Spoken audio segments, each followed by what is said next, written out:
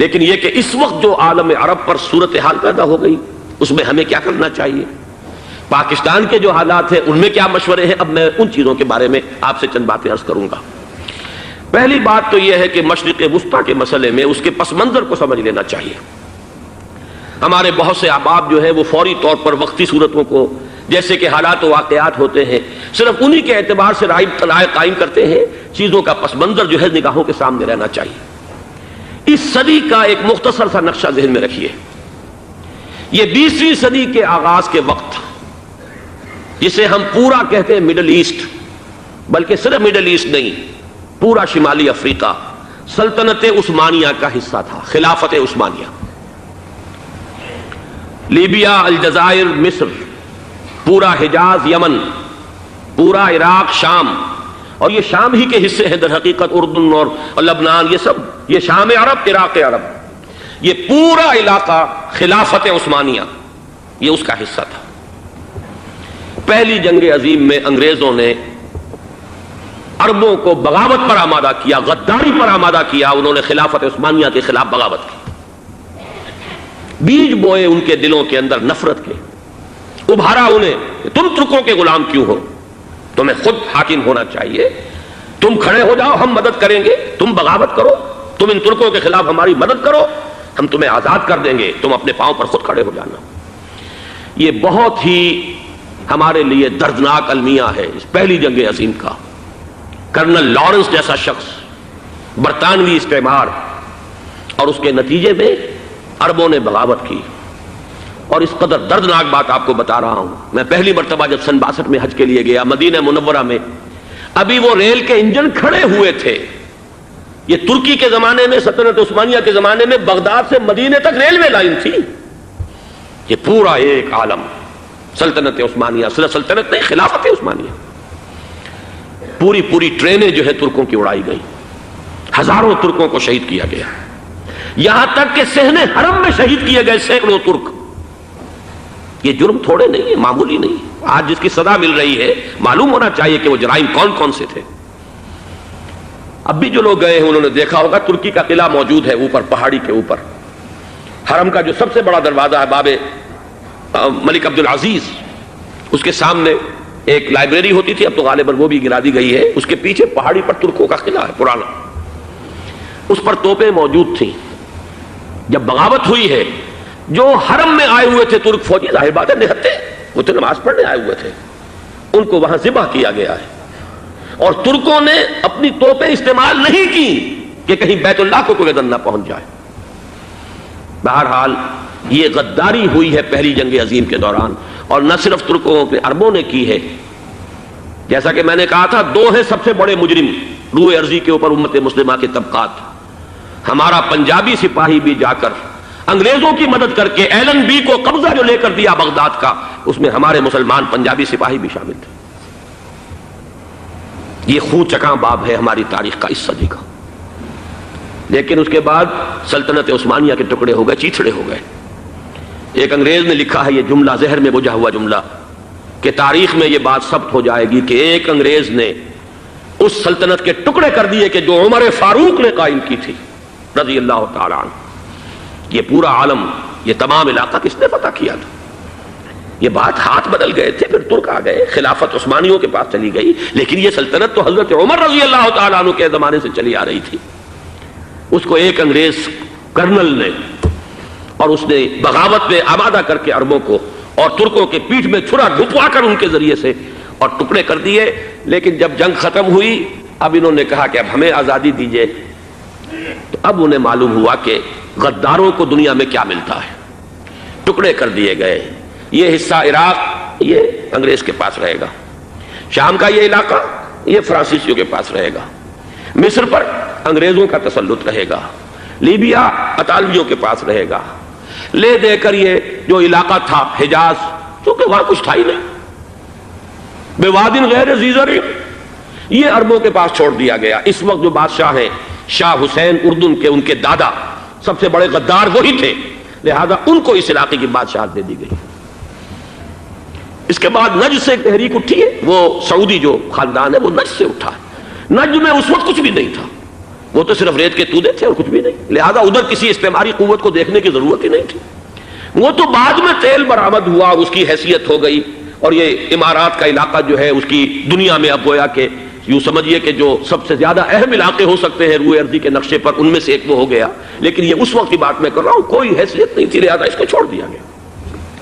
یہ ہے تاریخی پس منظر، یہ لکیریں جو کھینچی گئی ہیں، یہ ایک ملت اسلامیہ کو جو قومیتوں میں تقسیم کیا گیا، پھر نعرے لگوائے گئے المصر للمصریین الشام للشامیین، اب شامی ایک علیحدہ قوم ہو چکے ہیں، مصری ایک علیحدہ قوم ہو چکے ہیں، عراقی ایک علیحدہ قوم ہو چکے ہیں۔ یہ ساری تقسیمیں استعمار کی پیدا کرنا ہے، اس کا کوئی تعلق اسلام کے ساتھ نہیں۔ اب ضرورت تو اس بات کی تھی کہ استعمار کے پنجے جب یہاں سے کچھ ہٹے، دوسری جنگ عظیم کے بعد ایک دور آیا، امریکہ ابھرا ہے دنیا کی عالمی سطح پر سیاست میں، اس کے ہاں کچھ آزادی کے تصورات تھے، اس نے بھی سپورٹ کیا۔ برطانیہ کمزور ہو چکا تھا، وہ اتنے بڑے علاقے کو اب ہولڈ نہیں کر سکتا تھا۔ ہندوستان بھی آزاد ہوا، پھر یہ کہ اور دوسرے علاقوں سے بھی اس کو پسپائی اختیار کرنی پڑی۔ استعمار کے پنجے جس طرح بھی ہوئے، ان کے سینوں سے، عربوں کے سینوں سے جو ہے گویا کہ وہ ہٹے، لیکن امریکہ نے ایک اپنی بہت بڑی حکمت عملی جو اختیار کی، عالم عرب کے سینے میں اسرائیل کا خنجر پیوست کر دیا، تاکہ یہ کبھی آزاد نہ ہو جائیں، ہمارے انگوٹھے تلے رہے، ہماری پالیسی گورن کرے۔ یہ استعمار کا دوسری جنگ عظیم کے بعد جہاں برطانوی استعمار، فرانسیسی استعمار رفتہ رفتہ یہ ہٹنے شروع ہوئے، صدر ناصر نے انگریزوں کو اٹھا کر پھینکا میڈیٹرینین میں اور دوسرے جگہوں سے، الجزائر نے آزادی حاصل کی فرانس سے، اطالویوں سے جو ہے لیبیا والوں نے آزادی حاصل کی، یہ ہو گیا، لیکن ایک خنجر پیوست کر دیا گیا اسرائیل کا سینہ عرب میں۔ اس صورتحال میں ظاہر بات ہے کہ ایک تو بڑی آئیڈیل پوزیشن تھی کہ پورا عالم اسلام متحد ہو، لیکن وہ تو بہت دور کا خواب معلوم ہوتا ہے۔ علامہ اقبال سے بڑا کوئی نقیب نہیں ہے ملت اسلامی کی وحدت کا، ایک ہو مسلم حرم کی پاسبانی کے لیے نیل کے ساحل سے لے کر تاب خاک کاشغر، لیکن انہیں بھی اپنے لیکچرز میں کہنا پڑا کہ اس وقت جو صورتحال ہے پورے عالم اسلام کی ایک وحدت بن جانا تو تقریباً ناممکن نظر آ رہا ہے، اگر کسی طرح ایک common wealth of Muslim nations وجود میں آ جائے تو بھی بڑی کامیابی ہوگی، لیکن اس سے بھی پہلے یہ تو زیادہ آسان تھا کہ عالم عرب ایک وحدت کی شکل اختیار کر لے۔ یہ تو ایک قوم ہے، اکثر و بیشتر ایک نسل یا زیادہ دو نسلیں کہتی ہیں، شمالی افریقہ میں بربر نسل بھی ہے، باقی تو سب عرب ہیں۔ یہ پورا عالم ایک نسل، ایک زبان، پورے اتنے رقبے کے اوپر بولے جانے والی ایک زبان، یہ تو ایک ہو جائے۔ افسوس یہ ہے کہ اس کا ایک ہو جانا، ایک شخصیت ابھری تھی جو مذہبی مزاج کی شخصیت تھی، جو دینی مزاج کی حامل شخصیت تھی، اگر اس کی قیادت میں عالم عرب متحد ہو جاتا تو واقعتاً ایک بہت بڑا جو ہے مرحلہ وہ طے ہو جاتا پوری عالمی ملت اسلامیہ کی ایک وحدت اختیار کرنے کا۔ وہ شخصیت تھی شاہ فیصل شہید کی، اور اس لفظ کے ساتھ ہی آپ کے ذہن میں آ گیا ہوگا کیوں انہیں شہید کر دیا گیا، کس نے کیا کرایا،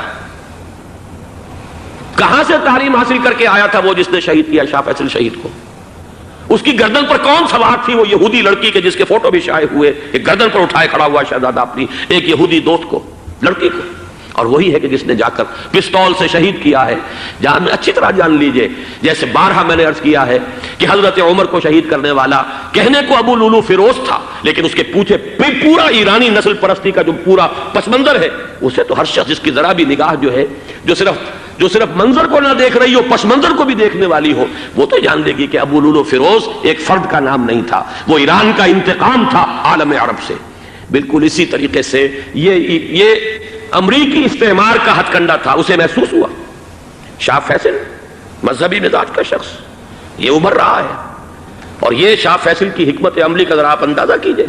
لاہور میں سمٹ کانفرنس ہوئی، اس میں وہ آئے، سب سے ٹاورنگ پرسنالٹی پورے اس وقت عالم اسلام کے اندر شاہ فیصل کی تھی، اور وہ گویا کہ ایک بہت ہی جس کو کہا جائے کہ ایک بہت ایلڈرلی، ایک بزرگانہ ایک شخصیت جو ہے، اور انہوں نے اپنے دولت کے دروازے، عرب میں وہ مشہور تھے کہ نہایت خسیس اور بخیل انسان ہے، اس لیے کہ وہاں وہ خرچ کرتے تھے حساب کتاب کے ساتھ، لیکن ان کے خزانے کھلے ہوئے تھے عالم اسلام کے لیے، ادھر بھی مدد ہے، ادھر بھی مدد ہے، ادھر بھی کام ہو رہا ہے، ادھر بھی کام ہو رہا ہے۔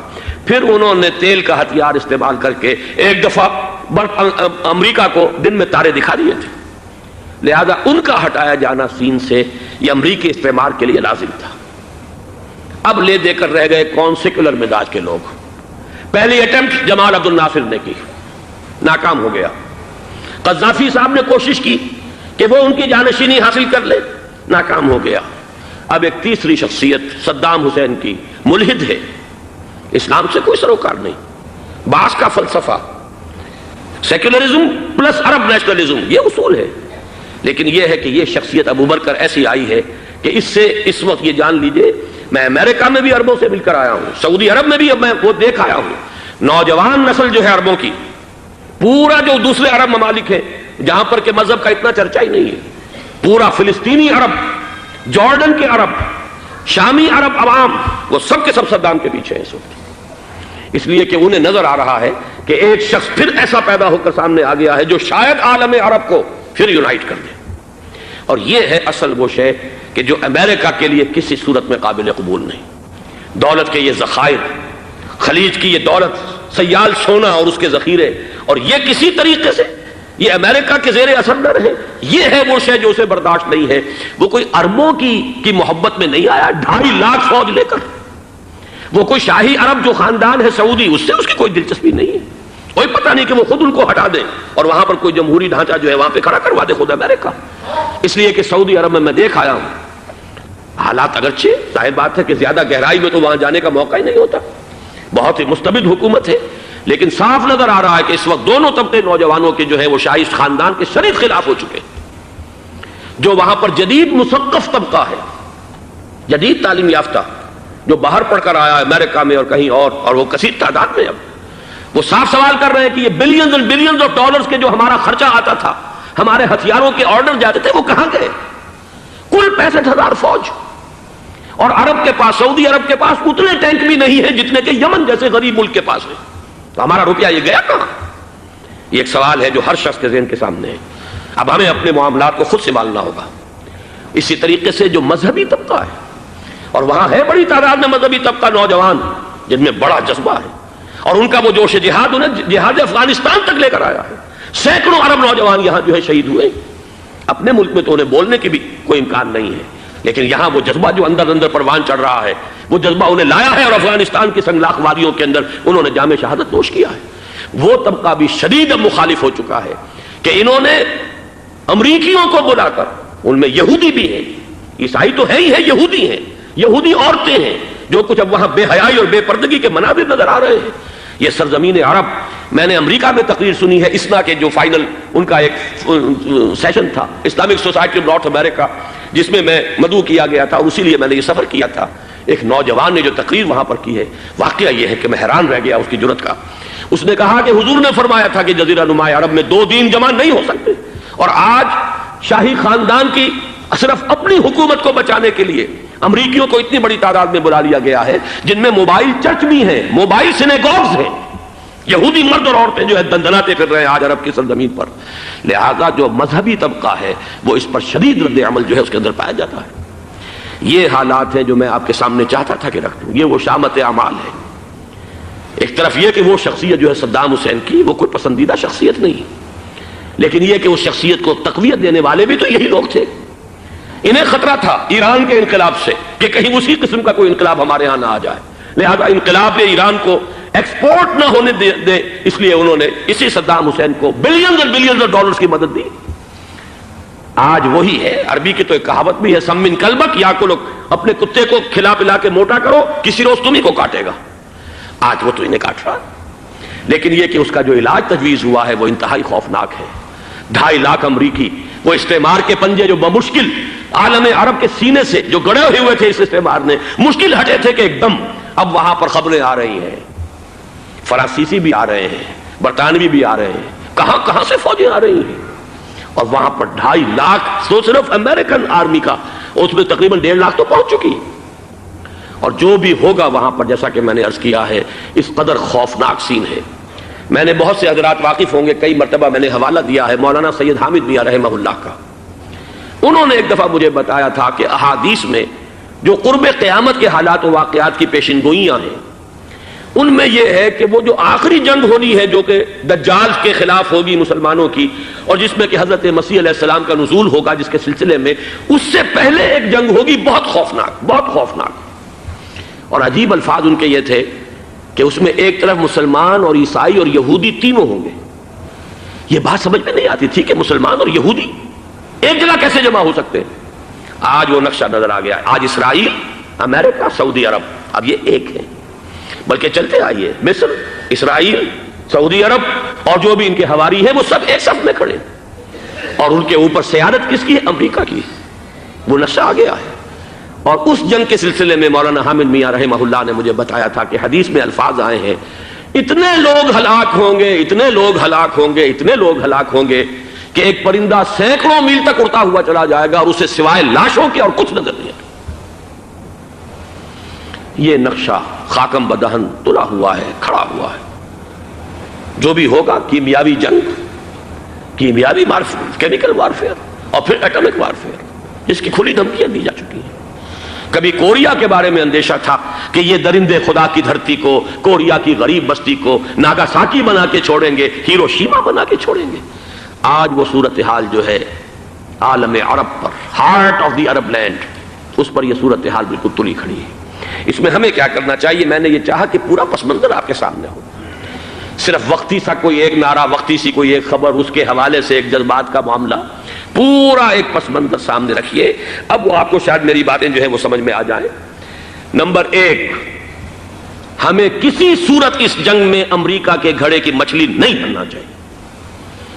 امریکہ اسلام کے تحفظ کے لیے نہیں آیا، امریکہ حرمین کی حفاظت کے لیے نہیں آیا، امریکہ اپنے مفادات، عالمی مفادات کے تحفظ کے لیے آیا، اور زیادہ سے زیادہ آپ کہہ سکتے ہیں کہ وہ سعودی شاہی خاندان کی حفاظت کے لیے آیا۔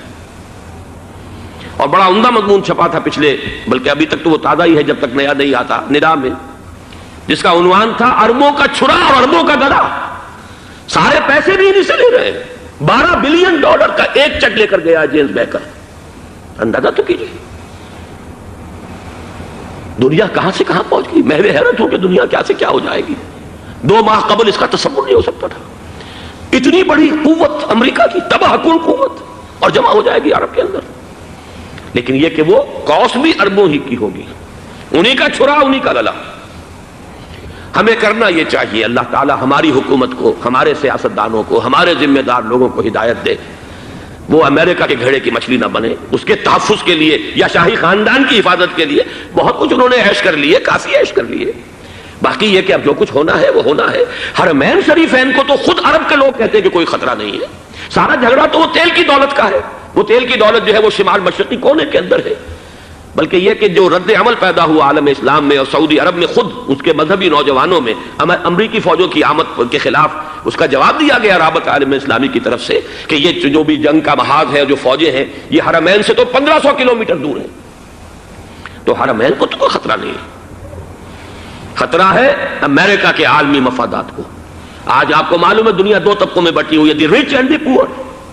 یہ جو اقوام ہیں، جو 6-7 قومیں شمار ہوتی ہیں دنیا کی دولت مند قومیں، ان کے لیے خطرہ ہے کہ یہ اگر ہم ان کا جو سب سے بڑا ذریعہ ہے اس کا صنعت کا، یہ تیل، اگر اس کو کچھ ہو گیا تو ان کی سب کی اکانومی جو ہے وہ ایک دم دھڑام سے زمین پر آ جائے گی، وہ بھی برابر ہو کر رہ جائیں گے دنیا کے دوسرے ملکوں کے۔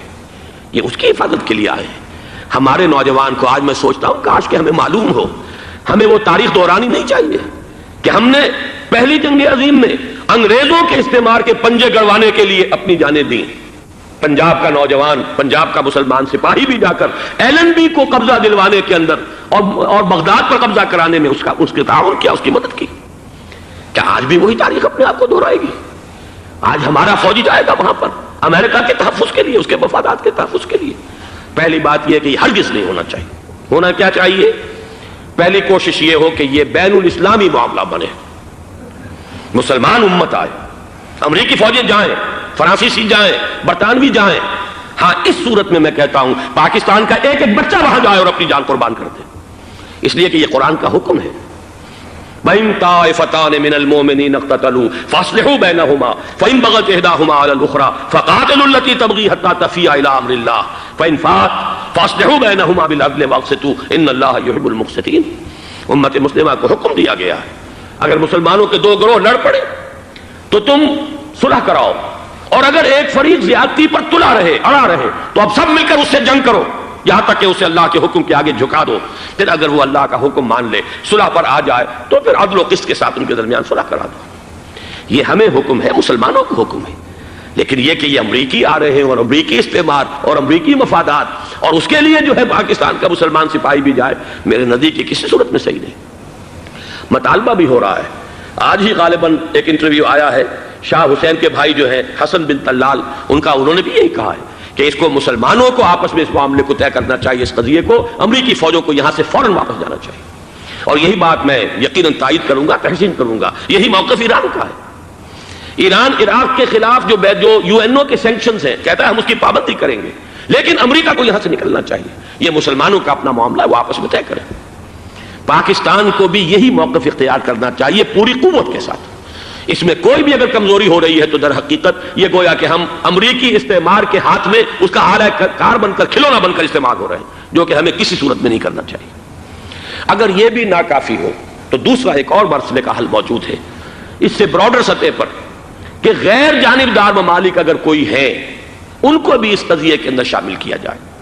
ایک تحریک تھی کسی زمانے میں، کافی بڑی تھی، لیکن یہ کہ وہ بھی اگر اس کے اندر شامل ہو جائیں۔ لیکن امریکہ، رشیا، یہ تو ظاہر بات ہے سپر پاورز ہیں، ان کے مفادات ہیں، عالمی اور گلوبل مفادات ہیں، لہذا اول تو یہ ہونا چاہیے کہ بین الاسلامی معاملہ بنا کر، اس صورت میں جیسا کہ میں نے عرض کیا، ہماری پوری فوج بھی جائے اللہ پر توکل کر کے۔ پاکستان کا محافظ اللہ ہوگا، اگر اللہ کے ایک حکم کے اوپر عمل کرتے ہوئے مسلمان یہاں سے جائیں اور جا کر وہاں پر جو ہے اپنی جانیں دینے کو تیار ہو جائیں۔ لیکن اگر یہ اس میں بھی کافی نہ ہو تو جو بھی غیر جانبدار ممالک ہیں ان کو بھی اس معاملے کے اندر شریک کیا جا سکتا ہے۔ بدرجۂ آخر اگر پاکستانی فوج جائے، وہ صرف حرمین شریفین کے گرد و نواح میں ان کو ڈپلوائے کیا جانا چاہیے۔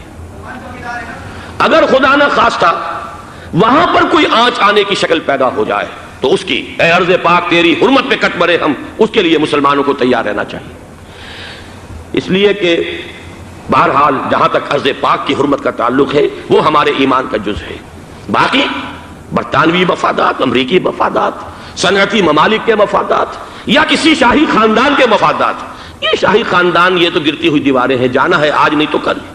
لیکن یہ کہ اصل معاملہ ہے امت کا، اصل معاملہ ہے امت مسلمہ کا، اصل معاملہ ہے حرمین شریفین کا، لہذا ان دونوں چیزوں کو لازماً گڈمڈ نہ کریں۔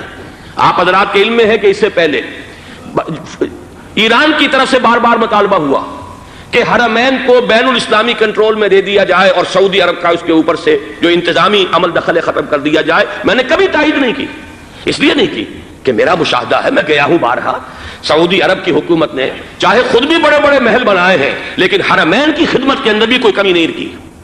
اس پر انہوں نے اربوں ڈالر اس پر بھی خرچ کیا ہے، اس کے اوپر انہوں نے اس حج کے انتظامات پر پوری حکومت جو ہے وہ اپنے آپ کو لگائے رکھتی ہے۔ لہذا اس اعتبار سے کوئی کمی کی بات نہیں وہاں پر آئی کہ جس کے لیے ضرورت ہو کہ ان کا عمل دخل وہاں سے ختم کیا جائے۔ لیکن یہ صورتحال اب جو پیدا ہو گئی ہے یہ بالکل مختلف ہے، اسے اس کے کانٹیکسٹ کے اندر دیکھا جانا چاہیے، اور اسی کے حوالے سے میں نے چند رائے آپ کے سامنے رکھی۔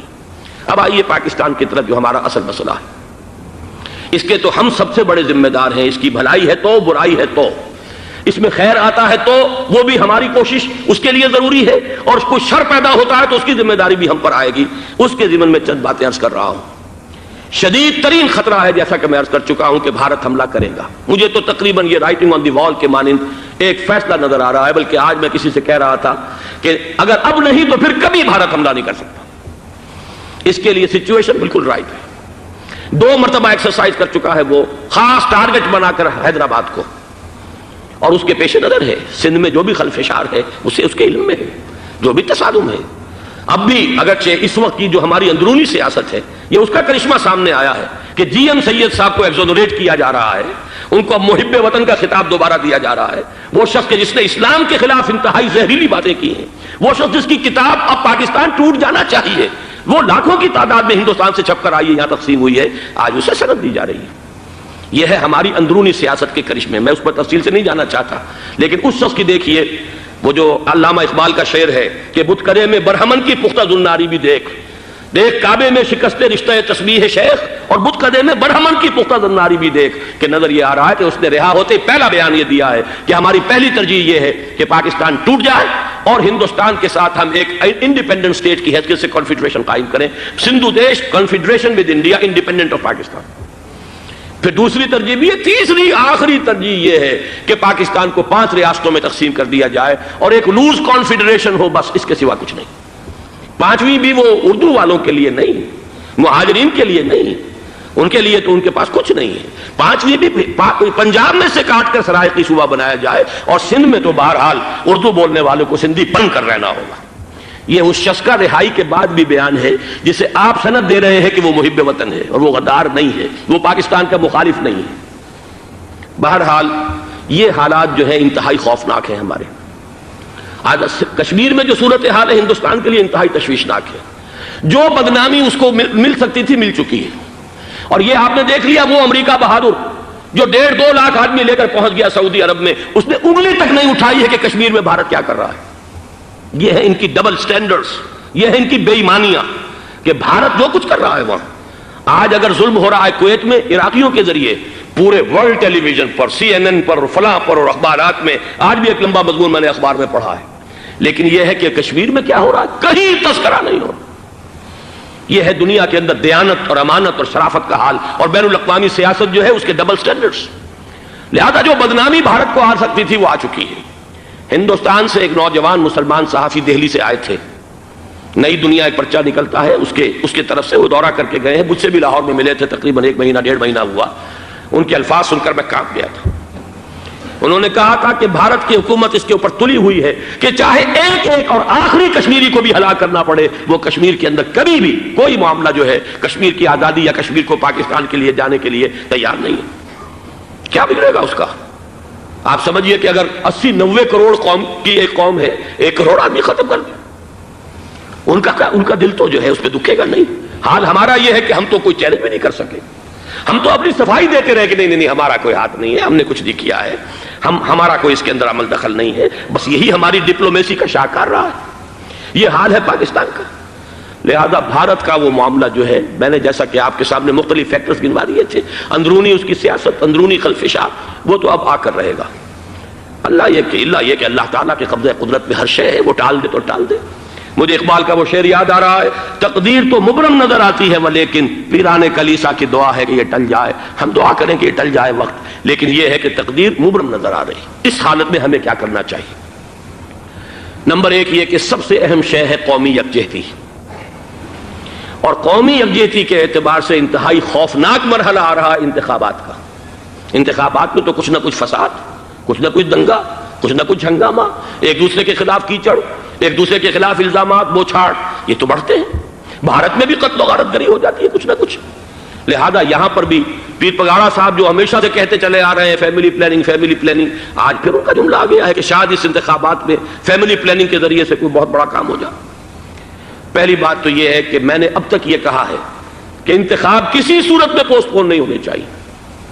اب بھی میں یہ کہتا ہوں کہ اگر تو انتخابات کا بدل صرف ایک ہے اور وہ مارشل لا ہے، تو پھر مارشل لا سے تو بہتر ہے کہ وہ انتخابات ہوں چاہے اس میں کوئی خلفشار بھی ہو، اس لیے کہ مارشل لا کا مطلب جو ہے وہ تو سندھ کے اندر ایک ناگزیر دھماکہ ہو جائے گا، تباہ کن، خوفناک، اور پھر بھارت کو کچھ کرنے کی ضرورت نہیں ہوگی، کیا کرایا اسے سارا معاملہ سندھ کے اندر سے مل جائے گا۔ مارشل لا ہرگز نہیں ہونا چاہیے۔ وہ بات جو سن 80 میں نے 18 اگست 1980 کو کہی تھی ضیاء الحق مرحوم سے، آج پھر اسی بات کی میں تکرار کر رہا ہوں، اعادہ کر رہا ہوں۔ مارشل لا پاکستان کے لیے سوسائڈل ہے، لیکن ایک آلٹرنیٹ سامنے آیا ہے۔ ایک تو پشاور ہائی کورٹ کا ورڈکٹ آ گیا، اور یہ کہ کچھ اور لوگوں کی طرف سے بھی باتیں آئی ہیں۔ 1-2 دن ہوئے ہیں، جنگ میں 2 اہم سرخیاں تھیں، اور وہ بڑے اونچے حلقہ جو ہمارا فوج کا اونچا حلقہ ہے اس کی طرف سے اگرچہ نام کسی کا نہیں تھا۔ ایک تو یہ کہ ماشاء اللہ یہاں کسی صورت نہیں لگے گا، دوسرے یہ کہ کوئی قومی حکومت کی تشکیل جو ہے اگر کسی طرح ہو سکتی ہو تو وہ اس وقت کا حل ہے، اور وہ اسی شکل میں ممکن ہے۔ اگر تو الیکشن آپ پوسٹ پون کرتے ہیں اور اسمبلیاں پرانی بحال نہیں کرتے تو پھر تو اس کا مطلب یہ کہ ہمارا کانسٹیٹیوشن ایبروگیٹ ہو گیا، اور اس کا آلٹرنیٹ سوائے ایک مارشل لا کے اور کوئی نہیں ہے۔ لیکن اگر صدر اسحاق صاحب ہمت کر لیں ملک کے حالات کو دیکھ کر، جو اس وقت صورتحال ہے، جو خطرات ہیں بارڈر پر، ان کو دیکھتے ہوئے یا تو یہ کہ عدالتوں کے ذریعے سے اسمبلیاں بحال ہو جائیں، اس میں حکومت زیادہ رکاوٹ نہ ڈالے، یا یہ کہ خود صدر اسحاق صاحب واپس لے سکتے ہو قدم تو واپس لے لیں، لیکن یہ کہ تمام پارٹیز سے یہ پہلے عہد لے لیا جائے کہ وہ ایک قومی حکومت کی تشکیل کریں گے۔ یہ وہ بات ہے، آپ کو یاد ہوگا مرزا اسلم بیگ صاحب، انہوں نے بالکل شروع میں سن 88 کے الیکشن کے بعد کہا تھا کہ نیشنل گورنمنٹ فارم کی جانی چاہیے۔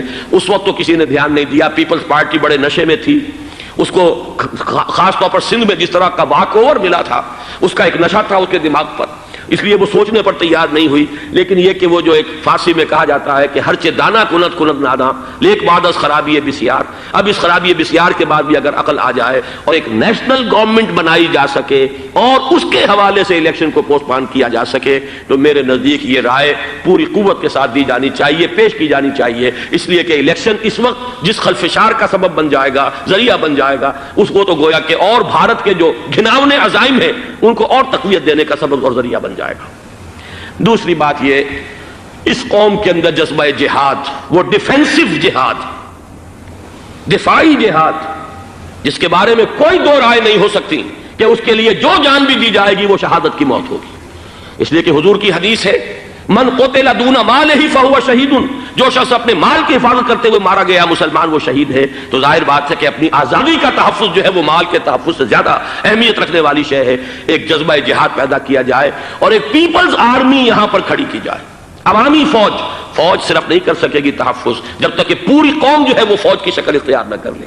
لیکن ظاہر بات ہے کہ اس کا بھی امکان اسی صورت میں ہوگا جبکہ کوئی ایسی حکومت وجود میں آ گئی ہو کہ جس میں وہ اپوزیشن اور گورنمنٹ کا جھگڑا جو ہے وہ اوپر نہ چل رہا ہو، وہ آپس کی محض آرائی نہ ہو، تبھی کوئی پیپلز آرمی جو ہے اس کا تصور جو ہے سامنے آ سکتا ہے۔ اللہ تعالیٰ توفیق دے کہ ہم اس کو بھی کر سکیں۔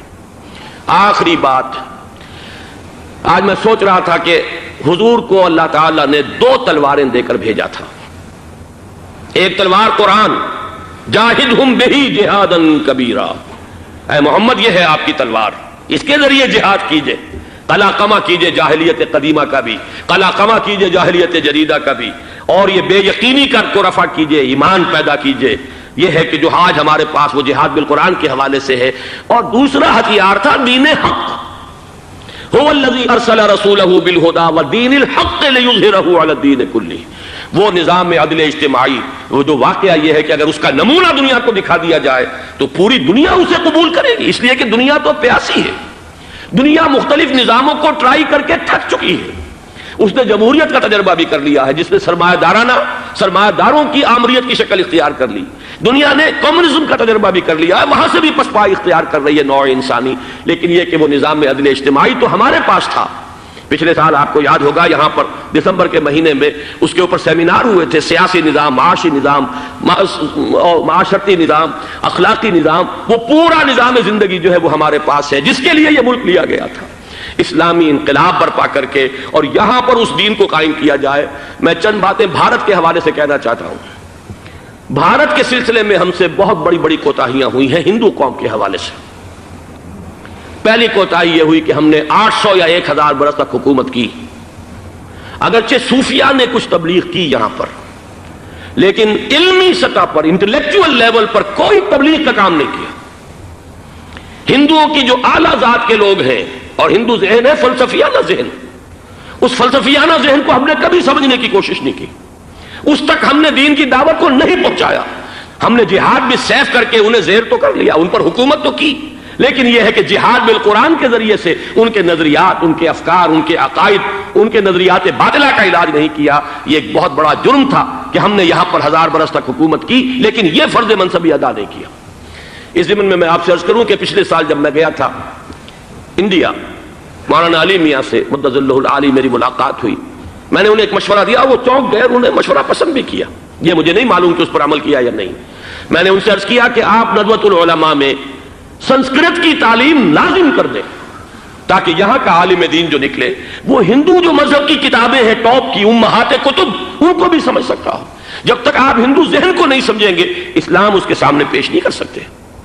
لہذا ایک کام تو ہمیں یہ کرنا ہے، اور میں نے شاید آپ میں سے جو حضرات بھی میثاق پڑھتے ہیں ان کے تو علم میں یہ بات ہوگی کہ میں نے شاہ ولی اللہ دہلوی رحمۃ اللہ علیہ کا ایک قول جو ہے نقل کیا ہے، ہندوستان ہی کے ایک رسالے میں وہ ان کا قول جو ہے اس کو کوٹ کیا گیا تھا، وہاں سے میں نے نقل کیا کہ انہوں نے فرمایا کہ ایک وقت آئے گا کہ ہندو قوم کے اعلیٰ ذات کی اکثریت اسلام قبول کر لے گی، اللہ کرے کہ وہ کام ہو، وہ بھی ہوگا تو جہاد بالقرآن کے ذریعے سے ہوگا۔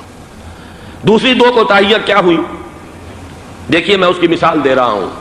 ہم نے اب تک اسلام کے لیے جو نعرہ بازی کی ہے اس کا نتیجہ یہ نکلا، ہندو کو ہم نے بیدار کر دیا، چوکنا کر دیا، منظم کر دیا، اپنے خلاف کھڑا کر دیا، اور ہم نے کچھ کیا نہیں۔ اس کی ایک سادہ مثال دے رہا ہوں۔ چپ راس چپ، چپ راس چپ، خاکسار تحریک، دہل گیا تھا پورا ہندوستان۔ واقعہ یہ کہ دہل گیا تھا۔ وہ تحریک تو اس کے بعد ختم ہوئی، اب آثار قدیمہ میں کہیں رکھی ہوئی ہے، لیکن ہندو نے اس وقت سے RSS شروع کی، ہندو کو جگہ دیا۔ RSS جوابی تحریک تھی خاکسار تحریک کے مقابلے میں، اور وہ 60 برس ہو گئے مسلسل کام کر رہے ہیں۔ وہ تحریک موجود ہے اور اب وہ بہت بڑی فارمیڈیبل فورس بن چکی ہے ہندوستان کے اندر۔ اسی طرح دوسری بات عرض کر رہا ہوں، ہمارے ہاں اسلام کا نعرہ، اسلامی نظام، اسلامائزیشن، حکومت، قانون، یہ پہلے تو لگا کرتا تھا اپوزیشن کے پلیٹ فارم سے۔ 11 برس جو تھے ہمارے مرحوم ضیاء الحق صاحب کے، وہ ایوان حکومت سے یہ نعرہ لگا۔ نتیجہ یہ نکلا ہندوستان میں رام راشٹر کی تحریک کھڑی ہو گئی جوابی رد عمل کے طور پر۔ ہم نے تو کچھ کیا بھی نہیں، سوائے کچھ کاسمیٹک تبدیلیاں، کچھ اوپر کی تبدیلیاں، کچھ رنگ و روغن، کچھ عید میلاد النبی زیادہ شوق سے اور زیادہ شان سے بنانی شروع کر دی، کچھ اور ہم نے اس طرح کے جو ہے وہ تقریبات کا آغاز کر لیا۔ باقی وہ اسلام کا نظام، وہ نظام تو ہم نے قائم نہیں کیا۔ میں نے جو حضرات واقف ہیں مجھ سے، انہیں یاد ہوگا یہ کہ میں سن 80 میں پہلی مرتبہ بھارت گیا تھا پاکستان بننے کے بعد۔ سن 47 نومبر میں نے کراس کیا تھا from east Punjab to west Punjab, Pakistan آیا، خون اور خاک آگ کے دریا عبور کر کے۔ 33 برس کے بعد میں گیا تھا واپس ہندوستان، پہلی مرتبہ سن 80 میں۔ واپس آ کے جو میں نے تقریر کی تھی اس کے چند چیزیں یاد ہوں گی بہت سے حضرات کو۔ میں نے کہا تھا میں نے 2 چیزیں بڑی اچھی دیکھی ہندوستان میں، جس سے ہندوستان میں مسلمانوں اور اسلام کے مستقبل کے بارے میں جو بہت زیادہ اندیشے اور خطرے تھے وہ دور ہو گئے۔ ایک یہ کہ ہندوستان میں بھی کوئی ایک نیشنلزم پیدا نہیں ہو سکا، بلکہ ریجنلزم ہے، علاقائیت ہے، لوگوں کے ذہن کے اندر علاقائیت ہے۔ اگر ایک مرکزی نیشنلزم پیدا ہو جائے تو بھارت بہت بڑی طاقت بن جائے گا، پورے علاقے کے لیے بہت بڑا خطرہ بن جائے گا۔ دوسری بات میں نے یہ عرض کی تھی کہ اللہ کا شکر ہے کہ ہندو مذہب کا کوئی ریوائول وہاں نہیں ہوا۔ بائی اینڈ لارج انڈین ہندو جو ہے وہ سیکولر ذہن کا ہے، مذہب کا احیاء وہاں نہیں ہوا۔ یہ سن 19 کی بات میں کہہ رہا ہوں، اس لیے کہ مذہب کا اگر احیاء وہاں ہو جائے تو مسلمان کے لیے بڑے خطرے کی بات ہو جائے گی۔ لیکن آج میں آپ سے عرض کر رہا ہوں 1990 میں 10 برس کے بعد، یہ جو 11 برس تک ہمارے ہاں اسلام کی رٹ لگی ہے، نتیجتاً اب وہاں ملیٹنٹ ہندو ریوائولزم ایک بہت بڑی قوت بن کر آ چکا ہے۔ ہم نے کچھ کیا بھی نہیں، نعرے لگائے، اور وہاں بی جے پی اب اگلے الیکشن کے اندر وہ یقین رکھتی ہے کہ اس کی حکومت ہوگی۔ اس وقت بھی بی پی سنگھ کی حکومت جو ہے اسی کے بل پر کھڑی ہے۔ میری ملاقات ریاض میں ایک ہوئی ہے مراد آباد کے نوجوان سے، اور گفتگو کے آخر میں وہ رو پڑا کہ ہم ہندوستانی مسلمان کیا کریں، ہم تو ایک ایسی صورتحال سے دوچار ہو گئے ہیں کہ کوئی صورت ہمیں نظر نہیں آ رہی بچاؤ کی۔ 30 اکتوبر کی ڈیٹ دی ہوئی ہے VHP نے، وشوا ہندو پریشد جو ہے VHP، اس کے دے رکھی ہے کہ ہم نے ہر صورت کچھ بھی ہو جائے، اور ایسے ایسے طریقے ان کے ہیں۔ وہ پہلے اینٹیں انہوں نے روانہ کرنی شروع کی تھی، اس کے بعد اب یہ ہے کہ ایک ایک گاؤں سے ایک ایک آدمی آئے گا، 30 لاکھ گاؤں سے ایک ایک آدمی چل کر آئے گا، اور وہ جب پہنچیں گے تو کوئی ان کے اوپر چونکہ ایک ایک آدمی چل کر آ رہا ہوگا، کوئی دفعہ 144 حکومت کی نہیں لگ سکے گی، اور ہم جب اتنے لوگ جمع ہو جائیں گے لا محالہ ہم نے وہ مندر جو ہے تعمیر کرنا ہے اور وہ مسجد گرا دینی ہے۔ اور ادھر مسلمان جو ہے آخری طور پر طے کیے ہوئے ہیں کہ چاہے ہم سب کٹ مریں لیکن ہم یہ مسجد گرنے نہیں دیں گے۔